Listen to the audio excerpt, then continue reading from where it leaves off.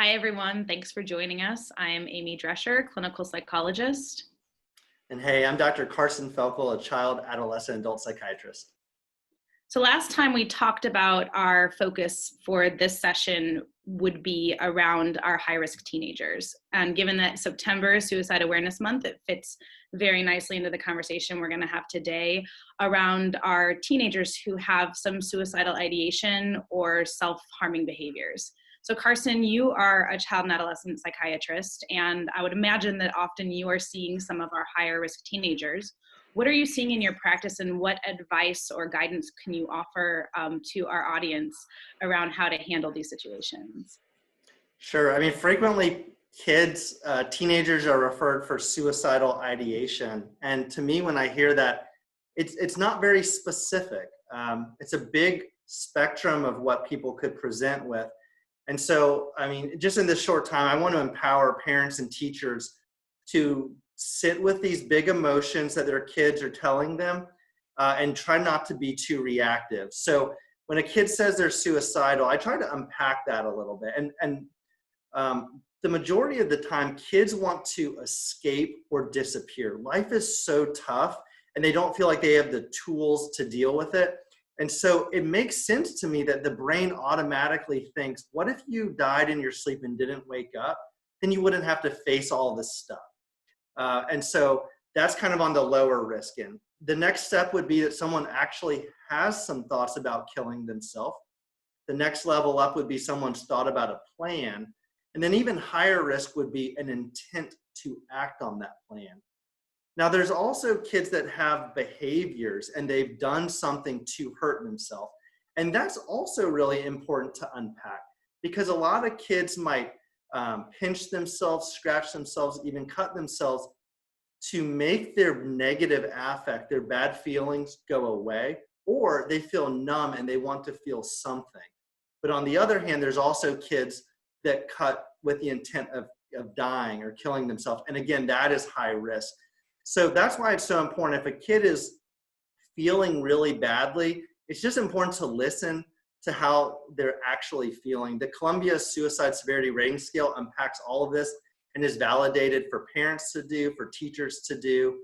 So that's a great tool to turn to. Google Lighthouse Project. You'll find all these resources. Aimee, what are you talking about with parents when there's these big emotions in teens? I think the biggest message that I try to help, parents and teachers with is to not panic, to remain calm and be able to sit and create a safe space for your kiddo to talk about what is happening with them. I know as a parent and a parent of teenagers that it can be really hard to hear what our kids are thinking and feeling, especially now with what we're dealing with in the world. It has been very difficult to determine, even when I'm seeing kids in practice, it's difficult to determine how much of this is really about what's happening in the world right now versus something that would have happened outside of COVID and the isolation and not going to school and all the things that our kids are experiencing. So I try to remind myself and remind, the folks that I work with that right now, when your kids are having this, these thoughts and these feelings, something is sending them a message, and now they're sending the message to you. So really helping them, being calm, sitting with them, unpacking what's happening with them can be really helpful, because you might just find that they are not, so far down the spectrum of the self-injurious behavior and the thoughts that they're having, and that just by talking about it, we can reassure them that things are going to be okay. So I do think it's hard. It's hard to sit and hear kiddos having, those feelings. And at the same time, the best intervention is to be able to sit with it and help them as an adult and stay calm. Yeah, what my approach is to take any power away from these thoughts and emotions that they're having.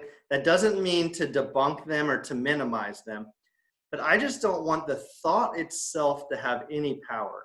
And a lot of times kids will have this thinking that comes through their mind that says, I should die. That's my form of escape.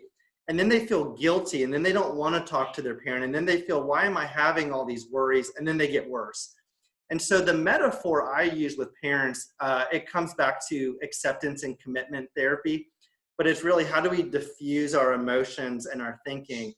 And so there's this idea of a school bus, and we're each the own driver of the school bus, and we're heading towards some point in our life, what we value.